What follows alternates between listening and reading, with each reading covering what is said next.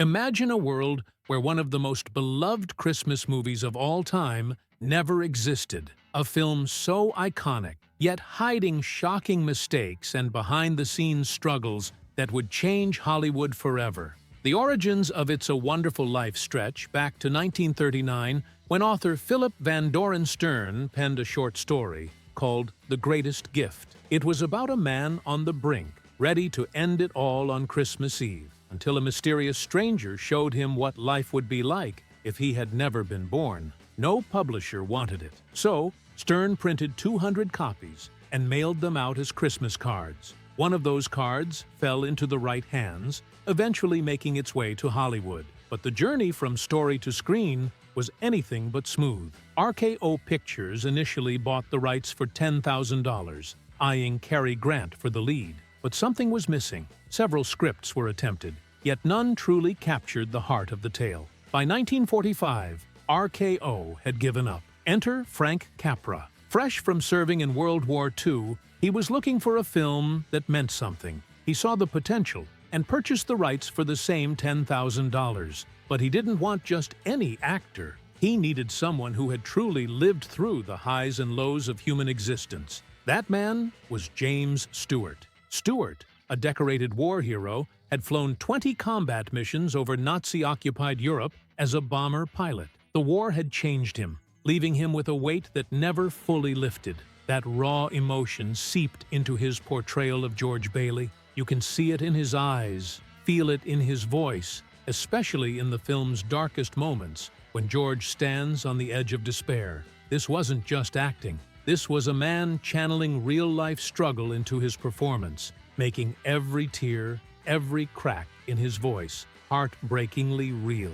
Donna Reed's Mary Hatch wasn't just a love interest. She was the backbone of the story. At a time when female roles were often sidelined, Reed brought warmth, strength, and resilience to Mary. Off-screen, she later became a cultural icon with The Donna Reed Show, but this role proved her depth as an actress. Meanwhile, Lionel Barrymore's portrayal of Mr. Potter created one of cinema's most despised villains, so convincing that some audiences genuinely loathed him. His performance was chilling, made even more remarkable by the fact that he delivered it while battling severe arthritis, confined to a wheelchair. But It's a Wonderful Life wasn't just a film, it was a gamble. Capra's newly founded Liberty Films had no major successes yet, and producing a big-budget movie was a financial risk. They secured a loan of $1.54 million from the Bank of America, but the costs skyrocketed to $3.7 million.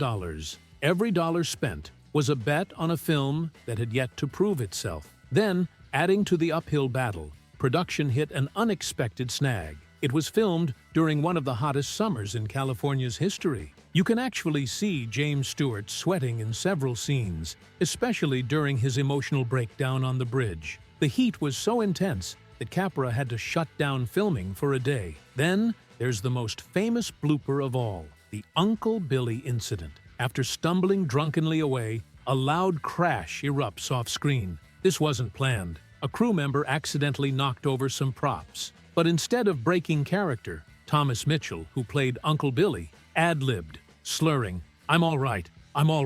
The improvisation was so natural that Capra kept it in, and, as a reward, he gave the clumsy crew member a $10 bonus, which would be worth about $150 today. And here's where things take an even stranger turn. The FBI actually investigated It's a Wonderful Life, suspecting it of containing communist propaganda. The reasoning? The film portrayed big bankers like Mr. Potter as heartless villains while championing the struggles of the working class. In an era of growing Cold War paranoia, this was enough to raise suspicion. While no action was ultimately taken, the fact that a wholesome Christmas film even caught the government's attention is a story in itself.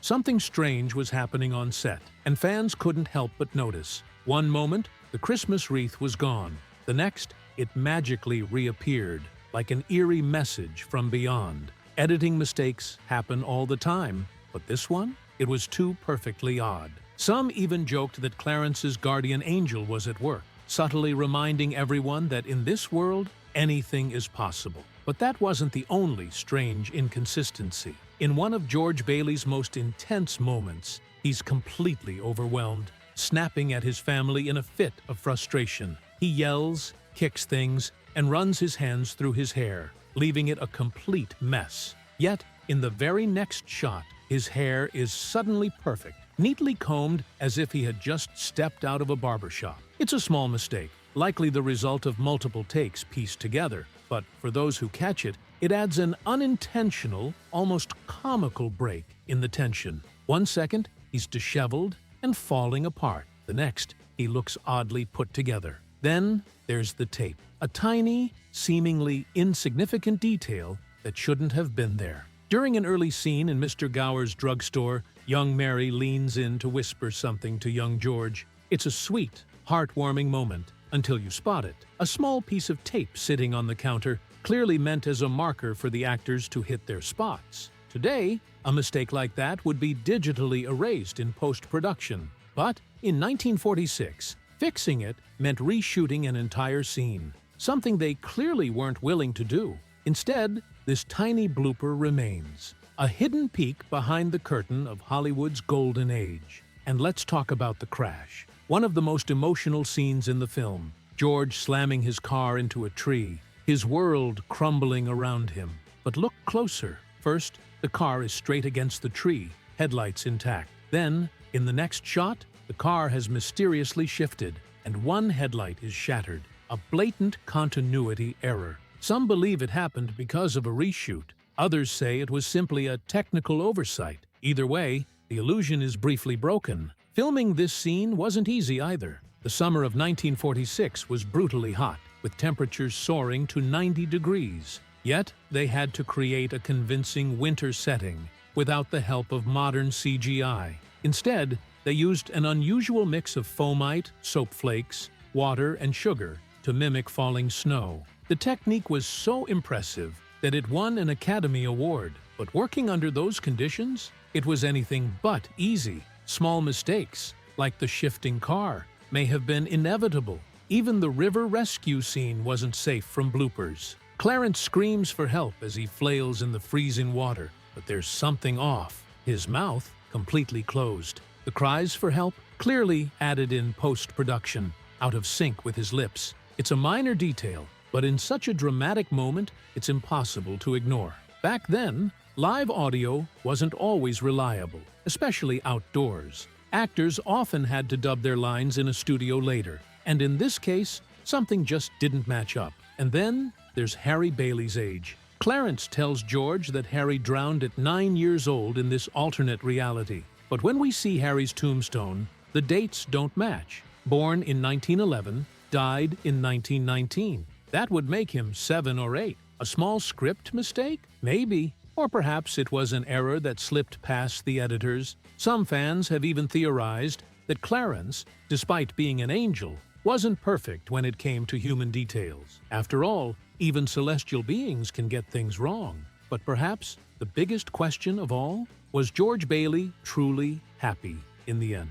He spends the entire film sacrificing his dreams, staying in Bedford Falls, instead of chasing the life he always wanted. His realization at the end is powerful, but nothing about his circumstances actually change. He still doesn't get to travel the world. He still runs the same struggling business. He just learns to see his sacrifices in a different light. Some see this as a beautiful message about finding meaning in helping others. But others wonder, did George really get a happy ending? Or did he simply accept a life he never wanted? Despite its powerful story, It's a Wonderful Life was a complete box office failure. It barely made back its budget, and Liberty Films, the company behind it, was forced to sell. Timing played a huge role. Just weeks earlier, The Best Years of Our Lives had been released, a film about World War II veterans adjusting to civilian life. It resonated deeply with audiences and swept the Academy Awards.